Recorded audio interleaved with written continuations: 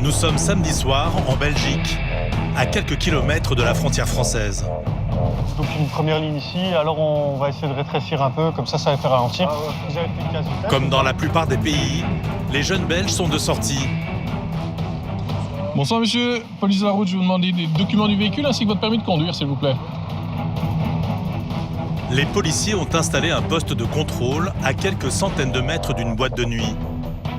Vous soufflez fort dedans sans le toucher. Parfait. Pour le moment, les automobilistes ont tous été raisonnables. Jusqu'à cette voiture noire. Elle s'est arrêtée une centaine de mètres avant le contrôle pendant de longues secondes, avant d'enfin avancer jusqu'aux policiers. L'inspecteur principal Jason a tout de suite des soupçons.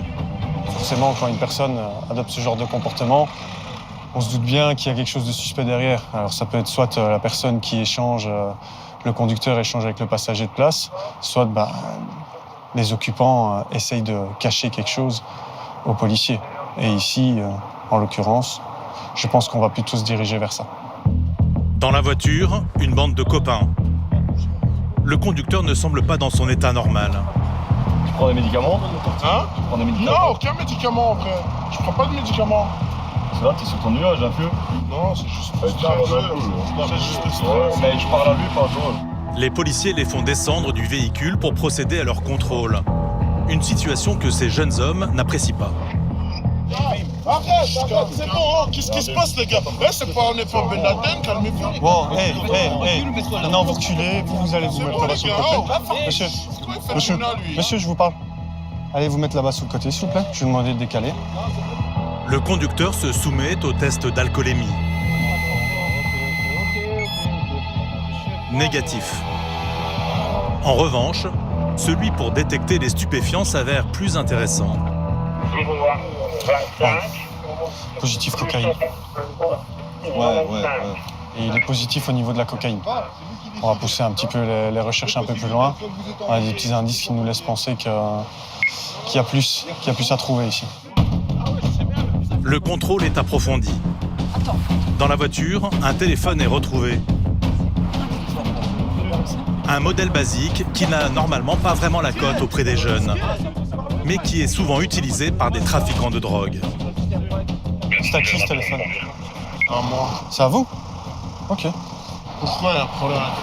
Non, on trouve un téléphone, on va bien savoir à qui il est. Hein. Est-ce qu'il y a un problème avec ce téléphone? Directement. Right, Alpha, Voilà, c'est au conducteur. C'est le petit téléphone de... Ils sont tous connus pour ça. Les choses deviennent sérieuses. Le chien de la brigade canine entre en action et quand il aboie, c'est qu'il trouve.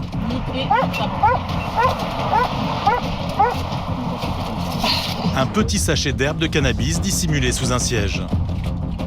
En simultané, une autre trouvaille dans un recoin. Jason, viens une fois. Il vient de retrouver une liasse de billets dans le faux plafond du toit.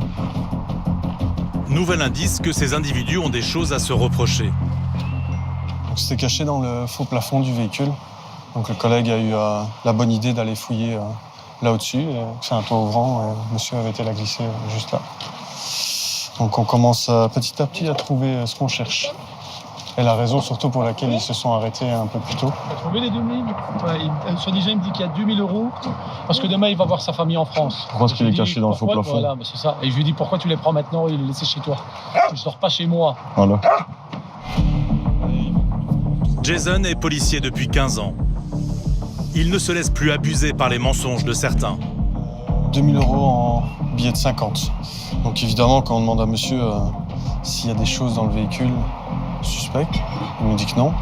Puis après, quand il voit qu'on commence à trouver, les explications partent de nouveau un peu dans du n'importe quoi.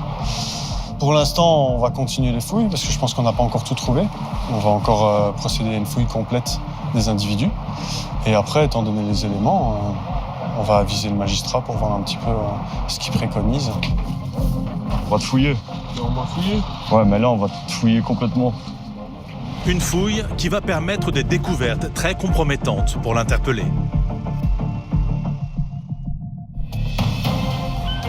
Au cœur de l'Europe, la Belgique. Le pays des frites et de la bière, mais pas seulement. La Belgique est aussi une zone de transit entre les pays du Nord et du Sud. Ces routes sont parmi les plus fréquentées du continent. Un transit massif qui amène son lot d'excès. Ah Joe, on a un gars en état d'ivresse ici, sur le siège passager. Il est complètement déchiré. Il y a un moment donné, ça ne sert plus à rien de discuter avec les gens quand ils sont sous l'influence de l'alcool à ce stade-là. Ça ne sert plus à rien. Pour veiller sur les 1691 km d'autoroute, ainsi que sur les routes nationales, une unité spéciale a été créée, la police fédérale de la route. Nous avons été autorisés à suivre l'une d'entre elles pendant des semaines. Le poste de circulation de Mons, dans la province du Hainaut, à l'ouest du pays, limitrophe avec la France. Ici, ils sont 30 femmes et hommes à surveiller les automobilistes. Bonjour madame, contrôle de police, est-ce que vous savez pourquoi on vous contrôle? Je me doute un petit peu. Vous vous doutez, effectivement, c'est pourquoi? C'est pour mon téléphone. Ouais. Course-poursuite, conduite sous l'emprise de drogue, délinquance. Comme ses voisins français, la police de la route belge possède tout un arsenal pour contrôler les fous du volant. Véhicules rapides, brigades motorisées, les policiers belges surveillent leur route 7 jours sur 7, 24 heures sur 24. On aura un véhicule d'interception ici en fin de dispo. La plupart des gens ont tendance à se dire la police est là, je bifurque. Ben là, pas de chance, on sera en embuscade et on va leur sauter dessus, d'accord? L'un des fléaux sur les routes belges, ce sont les accidents liés à la vitesse et à l'alcool. Vous êtes le conducteur de quel véhicule, monsieur? Celui-là, la Honda. Derrière, là? Non, La Toyota. le Toyota, oui. La Toyota, ok. J'étais en train de mettre de l'eau dans mon radiateur, Ouais. donc j'étais à 3 mètres derrière et puis il a reculé, je sais pas pour quelle raison. Et puis bah. Ah, vous avez été coincé entre les deux véhicules? Ici, contrairement à la France, les automobilistes ne possèdent pas de permis à points. En contrepartie, les amendes sont plus élevées. Et il n'est pas rare que les véhicules soient immobilisés après une infraction. J'ai avisé le magistrat de garde de Mons qui ordonne le retrait immédiat de votre permis de conduire pour 15 jours et l'immobilisation du véhicule. Donc elle va partir sur dépanneuse. La position géographique de la Belgique en fait aussi un lieu de passage obligé pour les trafiquants en tout genre. Je sais pas, il y a un flingue dans la bagnole, pourquoi? Les mains, les mains. Grâce à leurs interpellations, les policiers arrivent certaines fois à démanteler des réseaux de trafic de drogue.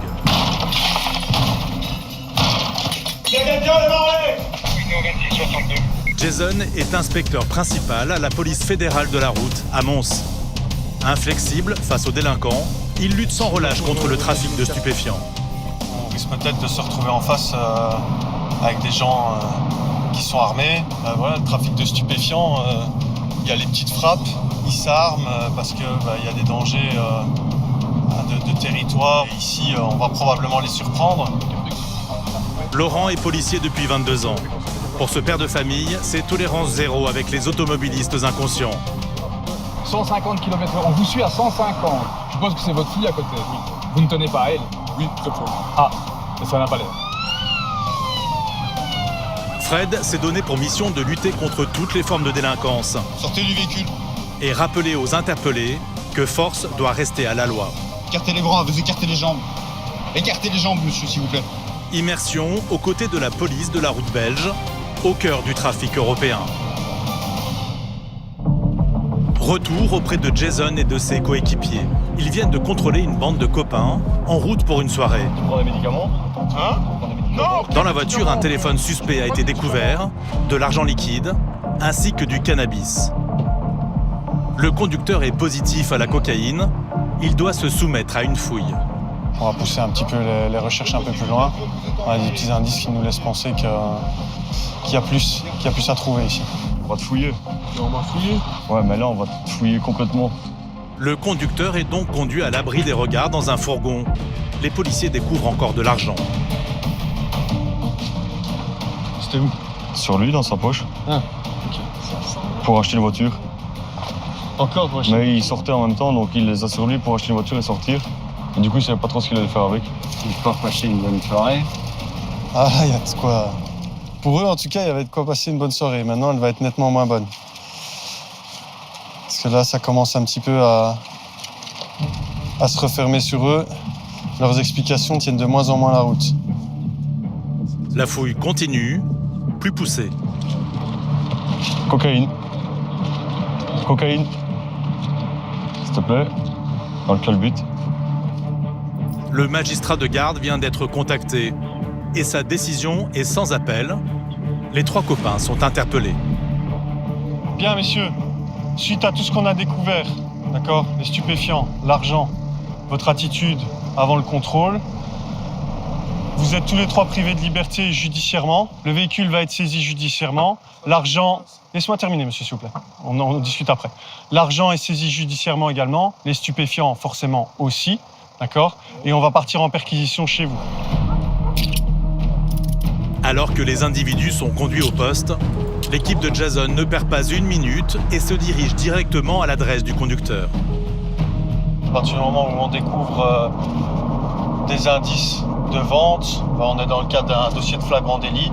Et donc on peut en tout cas partir en perquisition. Et ici, ça a été une demande du magistrat, c'est d'aller vérifier auprès des domiciles des suspects s'il n'y a pas encore de la matière et également de l'argent ou des armes, parce que bien souvent, tout ça va de pair. Le jeune homme logerait dans cet immeuble en périphérie de Mons. Sa mère et sa sœur sont présentes. C'est la police, vous voulez bien descendre s'il vous plaît? Ah, descendez, je vais vous expliquer, madame. Et après de longues minutes d'attente, elles finissent par ouvrir aux policiers.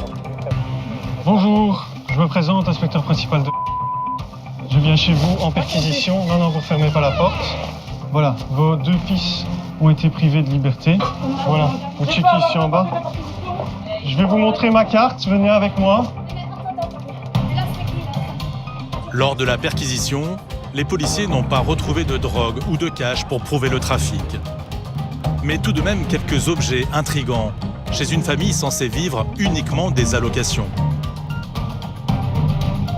Ouais, et édition limitée, 68/200. À mon avis, c'est des montres qui coûtent assez cher. Une personne qui ne travaille pas, je sais pas comment il fait. Les policiers en sont sûrs, tout cela cache un trafic de drogue juteux. Allez, let's go. Le jeune homme est pour l'instant placé en garde à vue, sa voiture saisie. Il sera convoqué dans quelques semaines au tribunal pour détention, consommation, vente de produits stupéfiants et blanchiment d'argent.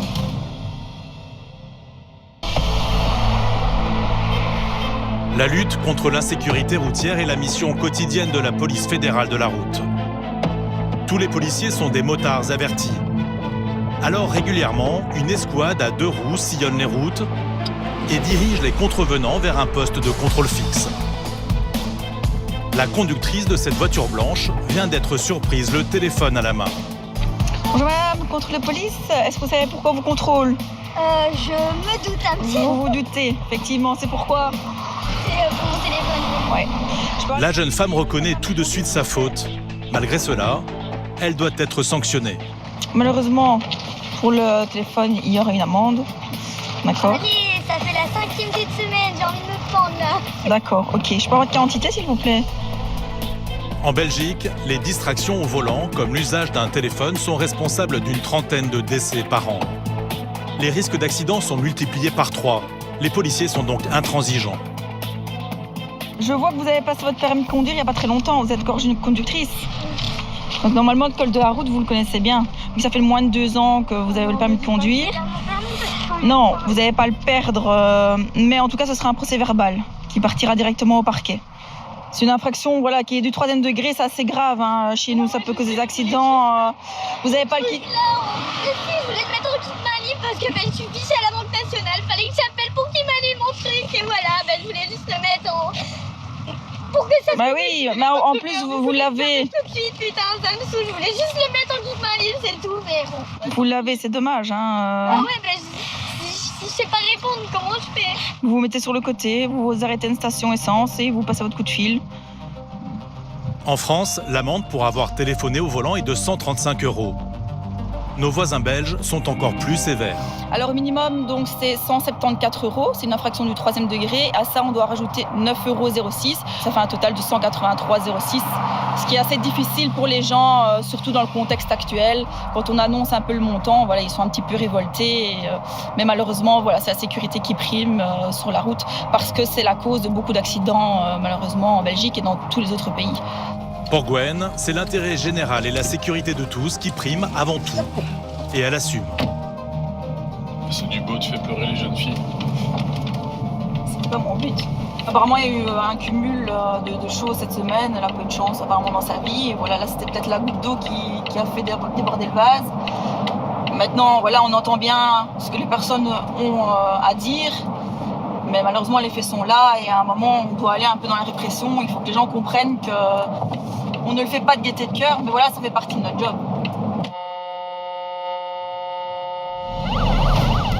En 2021, on a dénombré plus de 34 000 accidents de la route en Belgique, faisant au total 42 566 victimes. Parmi elles, 516 sont décédées. Dans la province du Hainaut, ce sont 72 personnes qui ont perdu la vie. Si la plupart des accidents concernent des voitures, quand un poids lourd est impliqué, les conséquences sont souvent plus dramatiques. Sinon, 2201 sur place. C'est sur ce type d'accident que doivent intervenir Fred et ses collègues. Un camion vient d'écraser une personne. C'est lui l'accidenté, mais moi je suis son chef. D'accord, ok. Et vous? Le chauffeur. Le chauffeur du camion? Mais pas en français ni en anglais. Au sol, un homme déjà pris en charge par les pompiers. Il ne peut plus bouger ses jambes. Vous êtes le conducteur de quel véhicule, monsieur? Celui-là, la Honda. Derrière, alors? Non, La Toyota? la Toyota, oui. La Toyota, ok. J'étais en train de remettre de l'eau dans mon radiateur. Ouais. J'étais garé 3 mètres derrière et puis il a reculé, je sais pas pour quelle raison. Et puis Ah, vous avez été coincé entre les deux véhicules? Oui. Ok, ça va.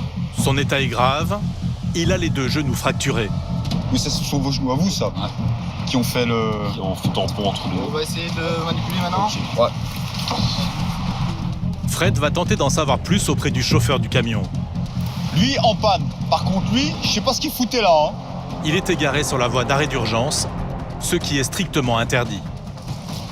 You speak English? Ukraine. Ukrainien. Mais problème, l'homme est ukrainien et ne parle pas un mot d'une autre langue. Non, on va jouer de Google Traduction. Parce que ukrainien, il est verrouillé, mon ukrainien. Ouais, toi, tu attends ici. Entre lui et Fred s'instaure un dialogue de sourds. Stop. GPS. Stop GPS. GPS там. Ouais, pas ici. Манипуляция. А? Pas ici. Не. Quoi? Я GPS на это. Ok. Téléphone, translate. Телефон перекладав трассу. Ouais, il comprend rien du tout. La situation pourrait prêter à sourire si l'automobiliste n'avait pas les jambes brisées. On a quand même un blessé qui est parti à l'hôpital, hein. Donc, on va dépatouiller tout ça. Enfin, du moins, on va essayer. Et on va essayer de clore cette histoire assez rapidement. Mais l'enquête s'annonce fastidieuse. Pourquoi étiez-vous arrêté? Что говорить? Говорить что сказать? Что казать? Куди їхати? Rien. Vous ne pouvez pas vous arrêter sur l'autoroute pour régler le GPS. Ні, не шукав. Я дивився. Не шукав. Entre les forces de l'ordre et le chauffeur, l'incompréhension est totale. Vous allez devoir vous expliquer. Vous venez d'écraser un piéton. Il faudrait quand même nous expliquer le pourquoi ça s'est passé. Au bout de plusieurs minutes d'un échange surréaliste, Fred semble avoir compris le déroulé de l'accident. Bon, vraisemblablement, il s'arrête en bande d'arrêt d'urgence parce qu'il a un souci avec son GPS. Malencontreusement, il lâche sa pédale de frein parce que bon, il essaye de se dépatouiller avec ce qu'il peut comprendre ici en Belgique. Bon, voilà, on va essayer de lui faire remplir une déclaration pour qu'il explique bien ce qu'il en est. Après ça, le magistrat demandera éventuellement un interprète pour avoir le fin mot d'histoire, si ça va effectivement bien jusque-là. Mais d'un autre côté, il n'a rien à faire sur la bande d'arrêt d'urgence, sur une bande de lancement d'autoroute. Finalement, le chauffeur peut reprendre le volant. Le magistrat l'entendra dans quelques jours. Son assurance indemnisera l'automobiliste blessé.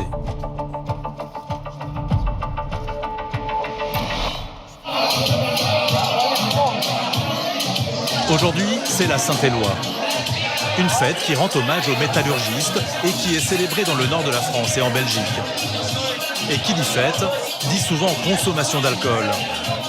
Les autorités belges en sont bien conscientes, alors pour éviter des drames sur leur route, elles ont décidé d'organiser une grosse opération de police. Pourquoi une opération ce soir? Parce qu'on est dans le week-end de la Saint-Éloi, un week-end de fête.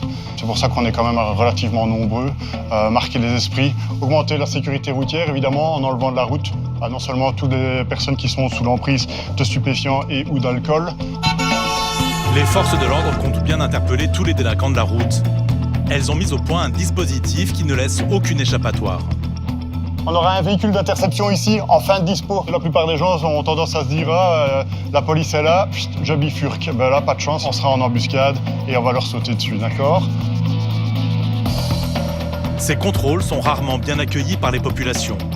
Mais pourquoi vous me comprenez comme ça, là, sans raison? Monsieur, on va calmer le jeu. Monsieur, on va calmer le jeu. Les policiers sont prêts à gérer des emportements.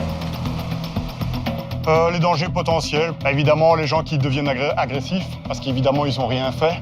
Peut-être des ivresses qui pourraient se transformer en ivresse publique à partir du moment où on fait sortir les gens de leur véhicule, qui titubent. Et pourquoi je dois souffler? J'y arrive pas, c'est pas de ma faute, il me manque des dents ici et là. Donc on peut s'attendre à tout, parce qu'ils n'aiment pas notre façon de travailler ou parce qu'on a que ça à faire et qu'on est vraiment que des emmerdeurs à venir embêter les gens le vendredi soir. Ok pour tout le monde?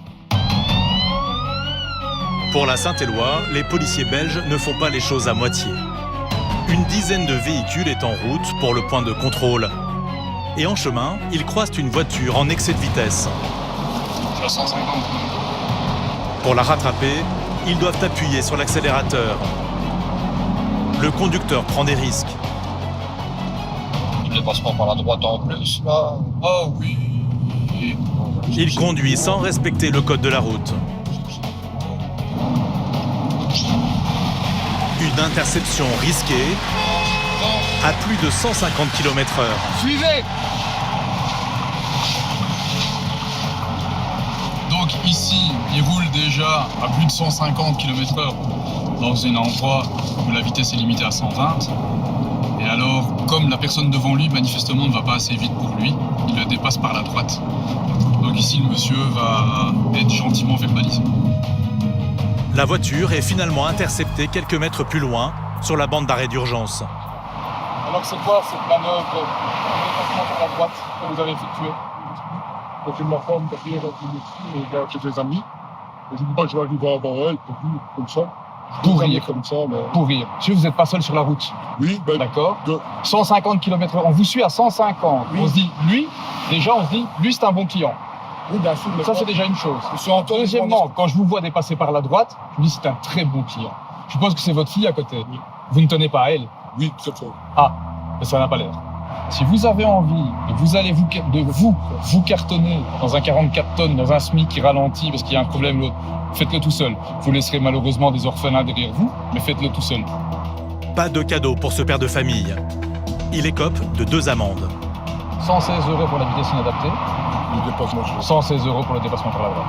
D'accord? Donc on a 232 plus 9,06 €, on a 241,06 €. Une somme rondelette qui devrait le faire réfléchir à l'avenir. Allez, malgré tout une bonne soirée.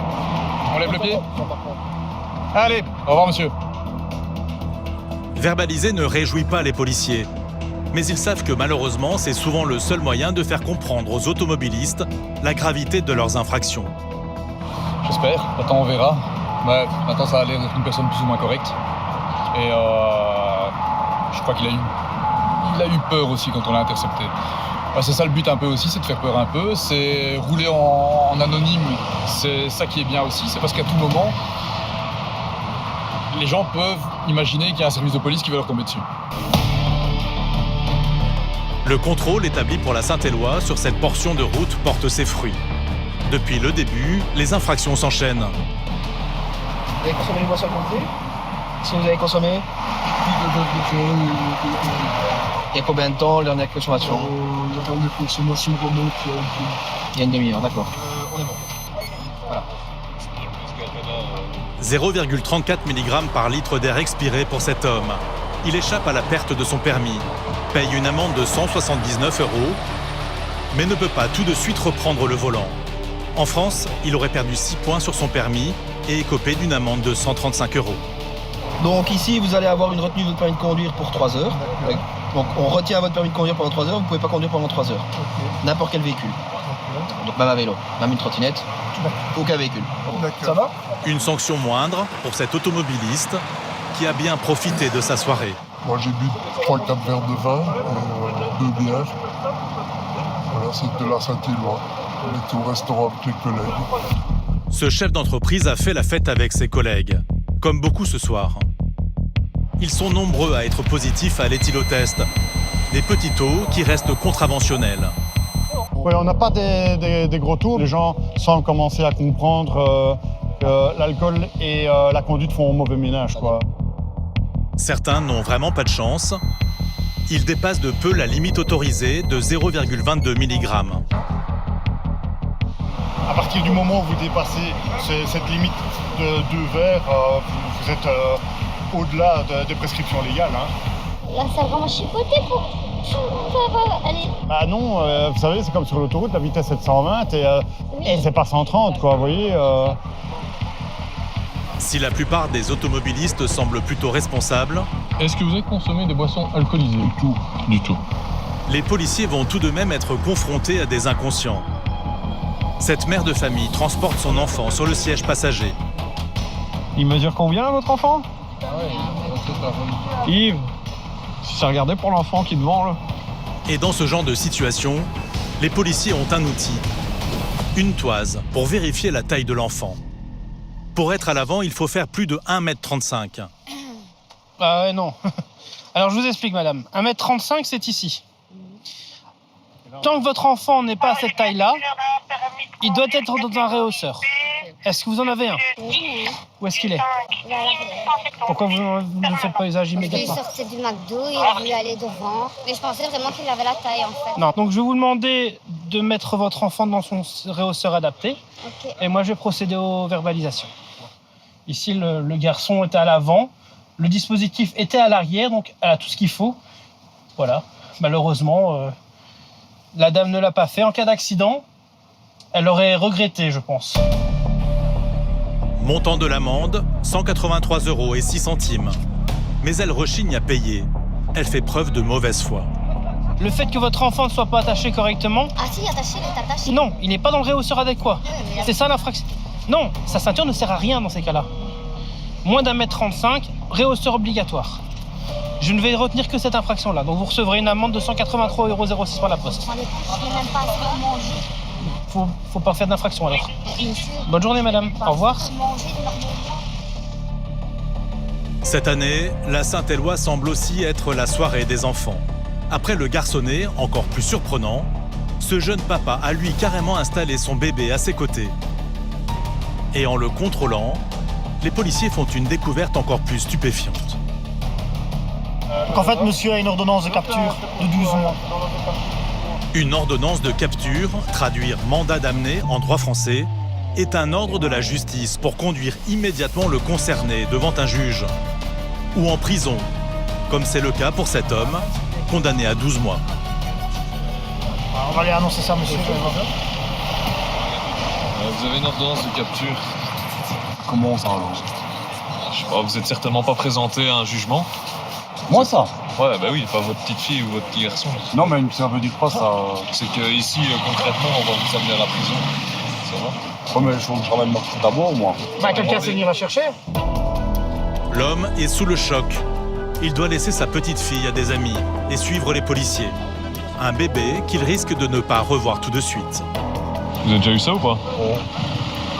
Vous êtes toujours présenté au tribunal, quoi. Ah ouais, bah j'ai jamais eu de tribunal. Jamais? Une fois de police. Ouais. Vous avez déjà été en cellule?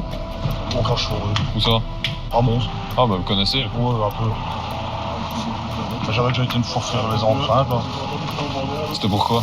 Avec le permis, j'avais bu, quoi. Ah ouais. Ouais, bien bu, quoi. Ouais. Fini la soirée de la Saint-Éloi, direction la prison. Mais avant de partir, il nous souhaite un bon appétit. Ah, tu manges tes mots. Allez, bouge. Dans l'espace Schengen, une véritable coopération s'est établie entre les pays membres, en particulier dans la lutte contre la délinquance. Des fichiers de personnes ou véhicules recherchés sont ainsi partagés. Ce matin, une voiture a été signalée auprès des autorités belges. Elle aurait servi à du trafic de drogue. Alors pour le véhicule, on nous signale aux vitres teintées avant et arrière. Ce serait une Renault Clio bleu foncé. Donc pour info, occupant potentiellement dangereux, donc prudence. Fred et son équipe sont à sa recherche, quand elle passe tout à coup sous leurs yeux. C'est bon là. Les policiers la prennent en chasse. On est à hauteur du parking de Saint-Guilain, on vient de le passer. On va procéder à l'interception du véhicule dès qu'on a une deuxième équipe. Apparemment 2 personnes à bord. Je vois l'équipe CPS. L'équipe CPS, on vous voit en première bande. Il va bientôt arriver à votre hauteur. Maintenant qu'ils sont à 3 équipages, les policiers peuvent intervenir en toute sécurité. Véhicule intercepté. On va au contrôle. Le signalement fait état de personnes potentiellement dangereuses. Les policiers sont sur leur garde, armes au poing. Ok, les clés du véhicule, par ici. Sortez du véhicule. Sortez du véhicule. Venez par ici. Vous écartez les bras, vous écartez les jambes. Écartez les jambes, monsieur, s'il vous plaît. Les policiers ont peut-être affaire à des trafiquants de drogue violents.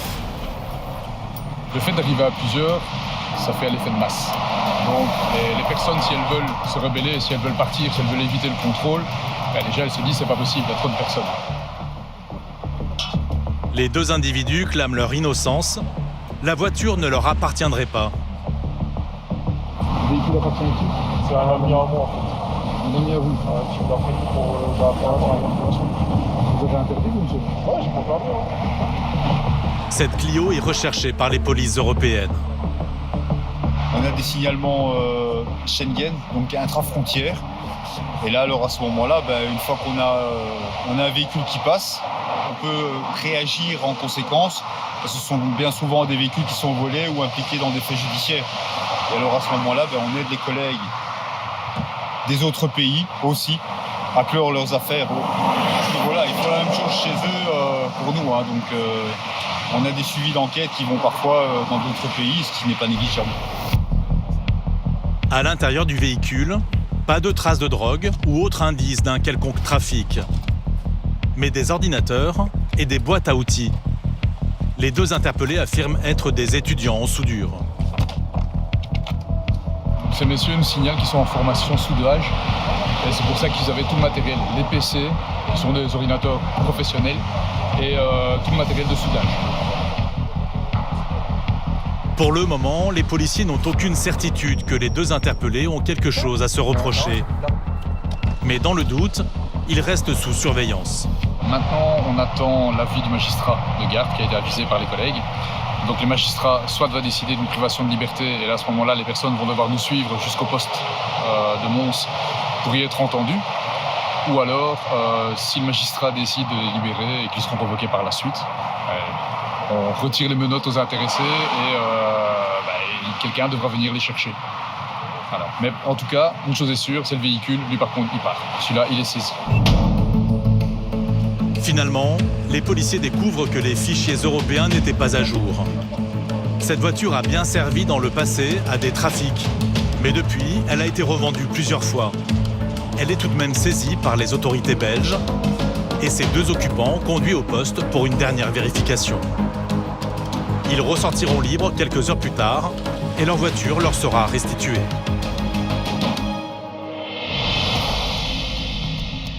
Au poste de circulation de Mons, 30 policiers se relaient 24 heures sur 24 pour veiller sur le réseau routier de la province. Ce matin, c'est Laurent qui vient prendre sa garde. Pendant 8 heures, il va répondre présent pour protéger les populations et interpeller les délinquants. Bien loin de son quotidien de père de famille. quand on est en uniforme et les enfants montrent parfois nos photos en uniforme à l'école, c'est fier aussi que les papas et les policiers, ça fait toujours bien. Papa, il part au boulot, il part à la chasse aux méchants. Une chasse qui n'est pas sans risque. La compagne de Laurent n'a pas l'esprit tranquille quand son mari quitte le foyer. Nos épouses qui sont inquiètes quand on voit un petit peu l'actualité, quand on voit les problèmes que les policiers ont un peu, que ce soit en Belgique, que ce soit partout ailleurs. Oui, c'est dangereux. On n'a pas toujours des interventions faciles, mais on l'a choisi et voilà, elles doivent malheureusement, les épouses doivent vivre avec. Elles savent qu'on ne fait pas un métier banal, mais c'est un métier qu'on a choisi et on ne changerait pas. Un métier qui mêle sens du devoir, adrénaline et absence de routine. C'est parti pour une journée riche en rebondissements.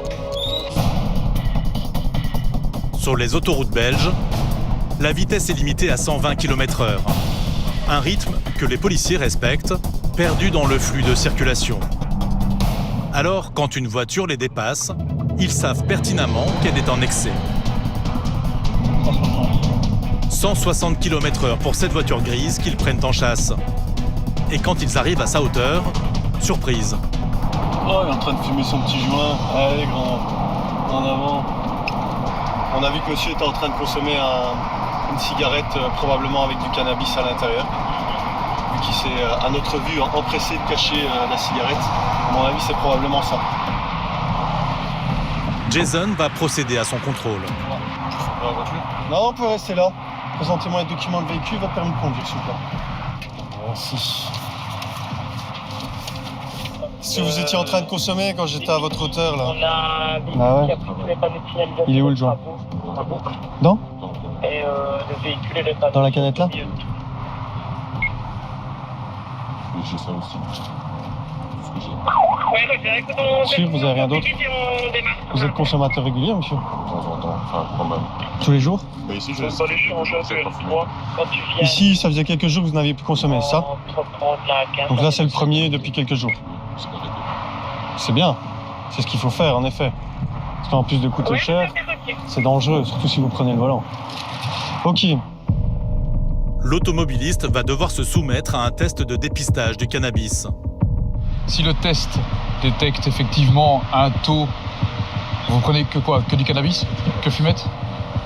Ok. Si ça détecte un taux de cannabis, là, à ce moment-là, vous risquez de perdre votre permis. Maintenant, je vais vous dire un truc. On vous suit à 160 km/h avant que vous vous rangiez sur la bande du milieu et que vous ralentissiez. Voilà, monsieur. Je vais passer dans votre bouche, je vais passer sur les côtés, je vais passer sur votre langue, je vais passer en dessous de votre langue. D'accord? Vous ouvrez la bouche et vous me laissez faire. Ok? Là, je vais avoir les résultats directement. Donc, je vais savoir si c'est positif au cannabis ou si c'est positif à autre chose. Quelques secondes plus tard, le verdict tombe. Le résultat vient de tomber, monsieur est positif. Donc, il est positif au niveau du cannabis. En ma qualité d'officier de police judiciaire, je vais ordonner le retrait immédiat du permis de conduire pour une durée de 15 jours. Jason en profite pour une petite leçon de morale. Le conducteur a pris des risques inconsidérés. Il y a certaines personnes qui pensent que les stupéfiants, finalement, c'est moins grave que l'alcool au volant, alors que pas du tout. Vos réflexes sont amoindris, vous êtes moins concentrés sur la route. Donc il suffit qu'il y ait quelque chose qui se passe devant et vous allez moins vite réagir, vous allez peut-être moins vite appuyer sur la pédale de frein et oui, il y a un accident, quoi. Pour le jeune homme, les ennuis ne font que commencer. Dans son coffre, les policiers ont trouvé un jerrycan. Et tout de suite, ils s'aperçoivent qu'il a contenu un carburant interdit. Du rouge, un dérivé du diesel, réservé exclusivement aux habitations. Ça s'appelle les douanes? Du rouge. Vous avez déjà mis du rouge ou pas? Vendredi passé. Vous avez mis du rouge vendredi passé dedans? 0. Ah, il avoue, il en a mis la semaine dernière. C'est quoi ça, le rouge? Du rouge, c'est ce qu'on appelle du mazout de chauffage. Donc c'est un mazout, c'est le même mazout finalement que celui qu'on met dans les voitures diesel, sauf que celui-là coûte moins cher. Donc c'est celui qui est dédié normalement pour les chaudières. C'est moins taxé. Et malheureusement, avec ce qui se passe pour l'instant, le prix du carburant qui flambe, on a de plus en plus de personnes qui mettent du rouge dans leur voiture diesel pour rouler moins cher. Donc ça, c'est interdit. Ici, on va appeler un service, c'est les douaniers qui s'occupent de constater ça. Les douaniers sont à proximité. Il ne leur faut que quelques minutes pour rejoindre le contrôle. Ils prélèvent un échantillon de diesel dans le réservoir qui sera analysé en laboratoire. Si du rouge est retrouvé, il encourt une amende de 500 €, majorée à 1 250 € au-dessus de 100 litres. On verra au labo, on verra bien ce que le labo va dire. S'il en a mis dedans, il va rester des traces. Pour le moment, le contrôle continue. Et les nouvelles sont mauvaises pour l'automobiliste. Les policiers ont découvert son casier judiciaire.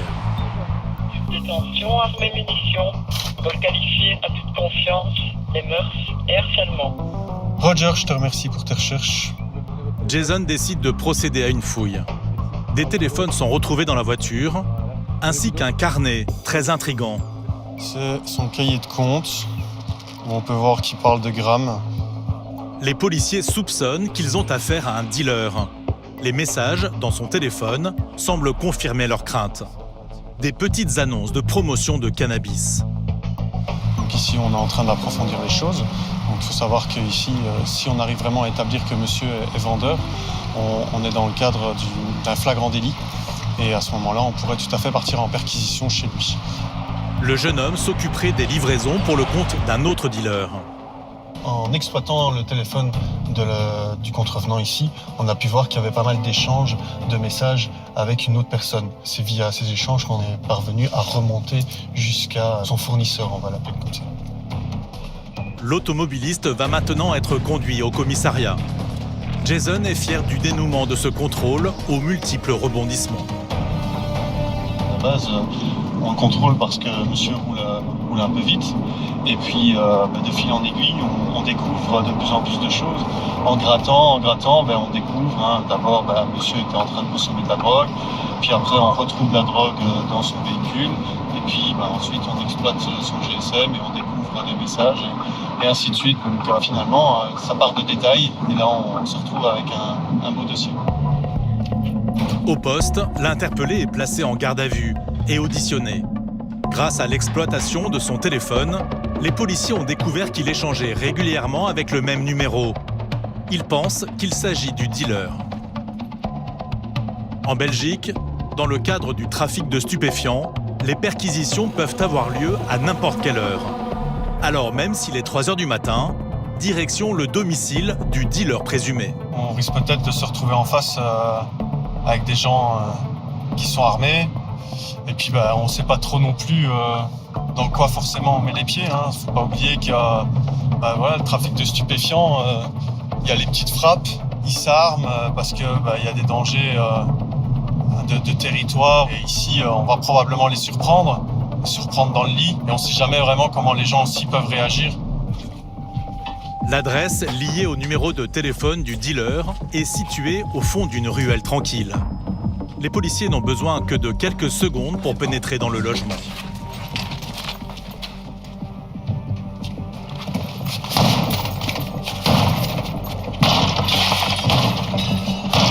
Il y a quelqu'un devant eux! Il y a quelqu'un, c'est la police! Vas-y, rentre. Reste ici. Malheureusement, à l'intérieur, il n'y a personne. Ça travaille. Grâce au flair de leur chien, les policiers retrouvent tout de même des indices. Oh là là, c'est quoi ça? Qu'un dealer habiterait bien ici. Comme ces petits sachets en plastique. Sachet de conditionnement. Dans le garage, des fausses plaques d'immatriculation. Un responsable, s'il vous plaît! Des résidus de cannabis dans des sachets. Vous trouvez ça où? Et un passeport au nom du présumé dealer. Mais alors qu'ils pensaient ne retrouver que des preuves et pas de suspects, une voiture s'approche. Une berline qui étonne. Il est 3 h 30 du matin, la rue n'est empruntée habituellement que par des riverains. Le véhicule est donc stoppé. À son volant, un jeune homme. Il y a un flingue là, les gars. Il y a un flingue là. Sur la voiture. Il sort tout de suite. Sur la voiture. Sur la voiture. Les mains en l'air. Les mains en l'air. Les mains en l'air. Le mélo sur le vélo. Le profil est inquiétant. Je sais pas, il y a un flingue dans la bagnole, pourquoi? Non, c'est un flingue en plastique, s'il vous plaît. S'il vous plaît, regardez-le, s'il vous plaît. Même sous. Qu'est-ce que tu fais qu'un flingue en plastique déjà? C'est pour rigoler, monsieur. S'il vous plaît. Regardez-le, s'il vous plaît. Et nous aussi, c'est pour rigoler. de l'argent liquide et des sachets de cannabis sont trouvés. L'argent, ça vient d'où? Je travaille dans un snack, monsieur. Tu travailles où? Je travaille dans un snack pas déclaré pour mon cas. Pas déclaré. Franchement, monsieur, moi je pensais que je travaillais chez moi. J'étais avec ma copine. J'allais rentrer chez moi, je me suis arrêté. J'ai pas une seule seconde de quelque chose, j'ai rien accroché. À part un petit 10 € de bœuf, ça. Mais on vérifie, nous, il y a pas Non, il n'y a pas de souci, vous pouvez vérifier, vous avez vérifié, vous avez des câlins. Il n'y a aucun souci. L'interpellé clame son innocence. Mais les policiers ne sont pas dupes. Mais ça peut correspondre parce qu'on sait que les gars qu'on recherche utilisent des véhicules de location pour les livraisons. Et là, bingo, c'est un véhicule de location, on passe ici à cette heure-ci, il y a de l'argent. En tout cas, ce serait une sacrée coïncidence. Cette nuit, les policiers ont eu de la chance. Ils viennent peut-être d'interpeller un dealer de cannabis. On a retrouvé des passeports, on a retrouvé des permis de conduire qui vont nous permettre également de remonter la filiale encore un peu plus haut. Le dossier ne s'arrête pas là, ce n'est qu'un début. L'homme est placé en garde à vue. Il sera convoqué par la justice pour détention, consommation, vente de produits stupéfiants, ainsi que pour blanchiment d'argent.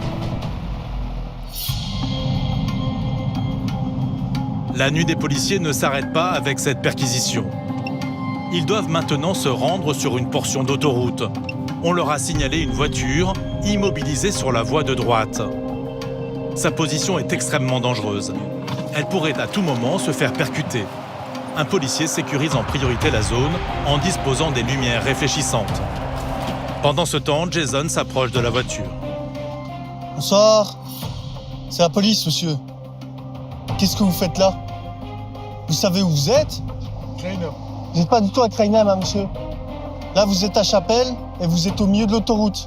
Ah, Joe, on a un gars en état d'ivresse ici, hein, sur le siège passager. Il est complètement déchiré. C'est vous qui conduisiez? Ça va. Et c'est qui le conducteur? Un ami, il est rentré, il a vite. Et il est rentré comment? Il y a un ami à lui qui est venu, donc je suis resté en panne et il est venu chercher. C'est cela, oui. C'est cela. Jason est sceptique. Les déclarations de l'homme lui semblent sans queue ni tête. Votre voiture est réellement tombée en panne ou c'est vous vous êtes arrêté ici, monsieur? Ah non, je suis en panne d'essence. Panne d'essence? Ah oui. Et vous n'avez pas appelé la police, non? J'ai appelé mon grand frère. Non, ici, monsieur, vous êtes sur l'autoroute. Vous avez vu où est-ce que vous êtes sur l'autoroute? Sur la première bande de circulation. OK? Monsieur est en état d'ivresse complet. Et ce qui s'est passé probablement, c'est qu'il ne s'est pas rendu compte que sa voiture était sur la réserve au niveau du carburant et qu'il a continué à rouler et la voiture est tombée en panne. Et vu qu'il n'a pas toutes ses facultés, il n'a pas réussi à immobiliser son véhicule sur la bande d'arrêt d'urgence comme toute personne censée le ferait. On va vous soumettre à l'alcoolémie ici. Hein. Là maintenant, si je souffre ou je ne souffre pas, je suis pas encore contrôlé. Pardon? Même si je souffre ou je ne souffre pas. Même si vous soufflez, vous ne soufflez pas, ça veut dire? Non, si je souffre, je suis un alcoolique. Bah bien sûr, vous êtes en alcoolémie, vous êtes même en état d'ivresse là. C'est pour ça que je ne souffre pas. Vous refusez? Oui, ben voilà. Parce que je suis pas au volant. Est-ce que dans les villes, on rencontre? Monsieur, vous êtes au milieu de l'autoroute, vous êtes tout seul. Monsieur, la voiture, elle n'est pas arrivée ici toute seule. Hein. J'étais avec un ami, ils sont partis chercher de l'essence. Ouais. Et monsieur, vos explications, on les a entendues. Elles partent dans un sens, dans l'autre. Voilà. Donc, est-ce que vous soufflez ou vous soufflez pas? Je ne souffle pas, monsieur. Ok, ça marche. On se rend bien compte de toute manière avec l'expérience qu'il y a un moment donné, ça ne sert plus à rien de discuter avec les gens quand ils sont sous l'influence de l'alcool à ce stade-là. Ça ne sert plus à rien. Ils ne veulent plus rien comprendre. L'individu refuse le test d'alcoolémie. Mais les policiers vont devoir intervenir sur un autre front. Ce que vous allez faire. Une voiture vient de se garer. Il s'agit du frère de l'homme alcoolisé. Bonsoir. C'est mon petit frère qui m'a appelé, en fait, il m'a dit l'essence avec son pote. Ouais. Et je suis D'accord. De toute façon, il y a une dépanneuse qui va arriver et votre frère va revenir chez avec nous. Il va venir où? Avec nous au commissariat. Je ne suis pas non. Bah non, j'ai pas besoin que vous me suiviez, monsieur. C'est nous qui nous occupons de lui. Je vous demande pas votre avis. Donc maintenant, vous remontez dans votre voiture et vous y allez. Quelle heure? Par contre, parce que vous êtes arrêté au milieu de l'autoroute, monsieur. C'est pour cette raison-là que je vous demande de partir. Votre petit frère, il va revenir avec nous et il passera la nuit en cellule chez nous. D'accord? De Mons. De Mons, ça va. Ok? Le frère finit par accepter de quitter les lieux. Jason est abasourdi par le comportement de ces automobilistes. Ah, ça, pour en voir toutes les couleurs, on en voit toutes les couleurs. Et surtout quand les gens sont alcoolisés, ils font un peu n'importe quoi. Là, on a le grand frère qui vient de s'arrêter au milieu de l'autoroute pour venir voir et pouvoir apprendre son frère. Donc, on a dû lui expliquer que c'est pas comme ça que ça allait se passer. On a dû lui expliquer également que c'est pas lui qui faisait la loi. Mais le défilé des voitures n'est pas encore terminé. Ce sont maintenant des copains qui viennent à la rescousse de leur ami. Non, non, non, non, vous restez dans la voiture, vous y allez. Allez, avancez. Avancez.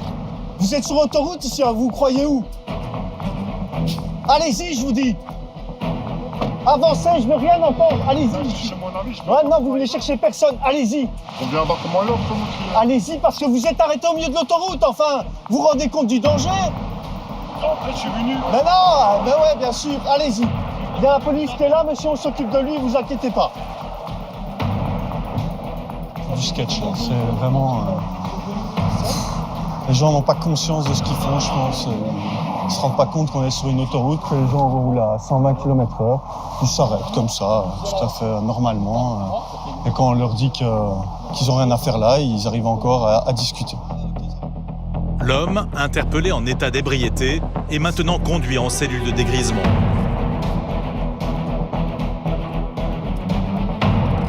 Il sera condamné plus tard pour une ivresse publique manifeste, avec une amende en raison de son comportement dangereux. Ouais, c'est la 2301, donc si tu veux bien dans la fiche. Quand on est policier en Belgique, il faut apprendre à travailler dans des conditions spécifiques, liées à un impondérable, la météo. Car ici, les phases de grand soleil peuvent très vite alterner avec la pluie.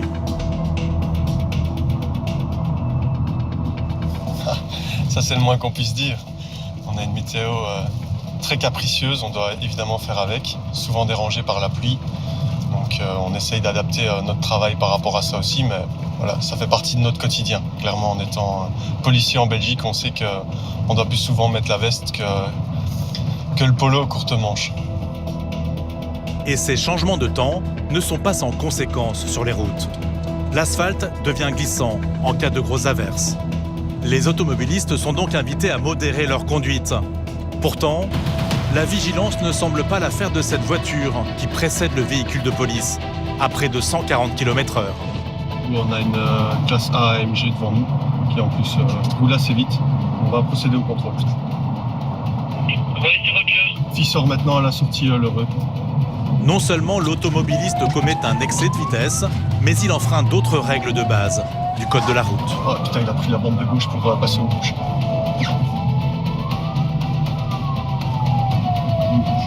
Il est intercepté quelques mètres plus loin.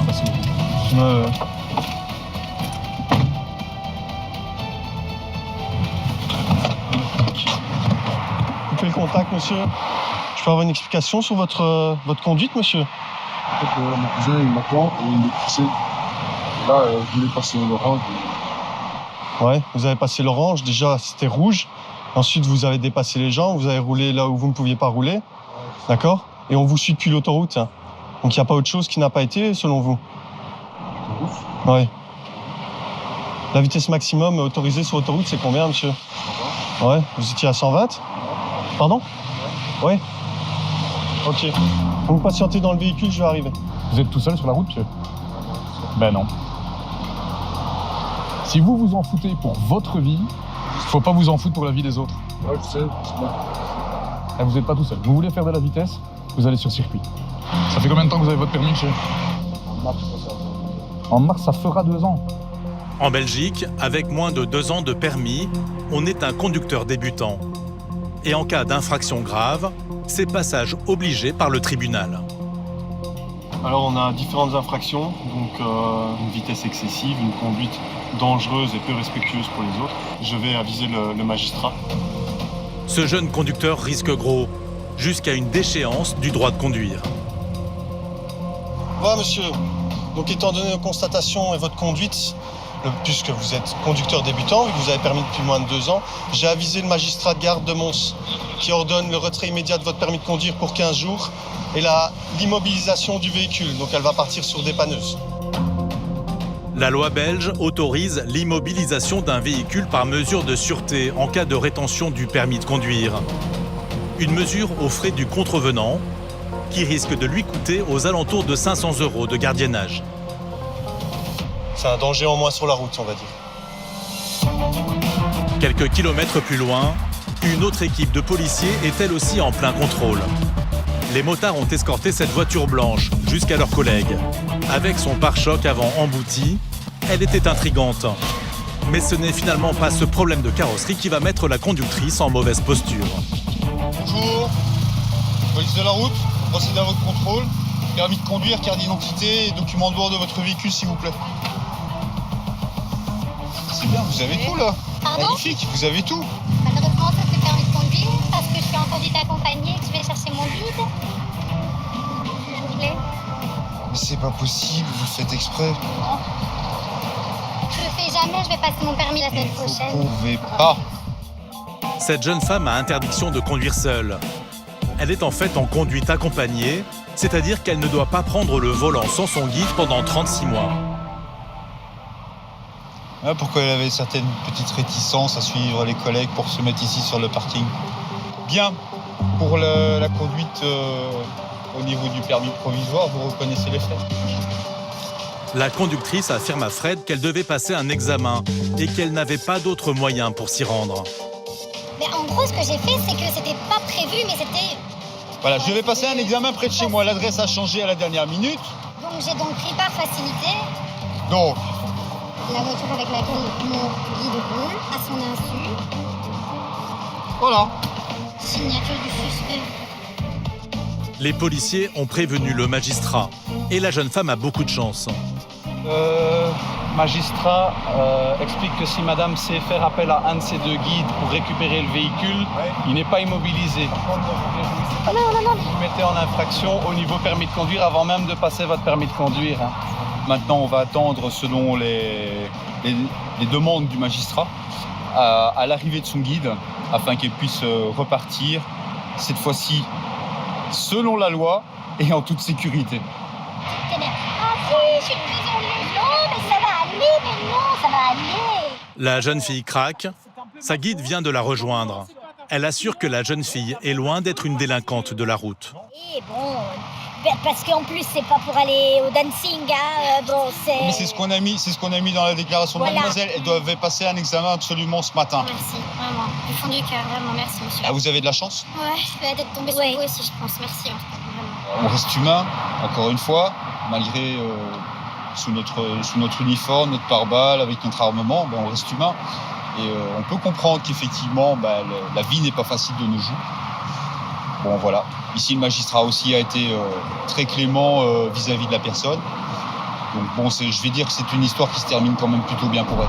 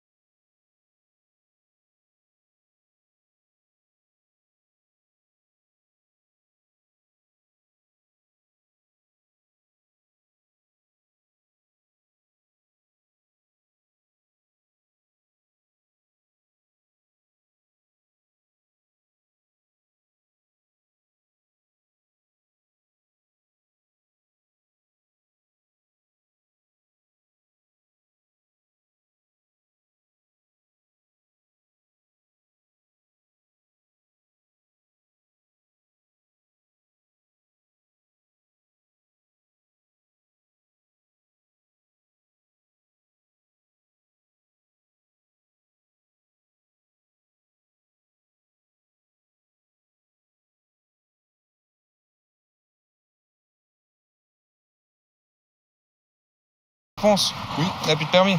Plus de points.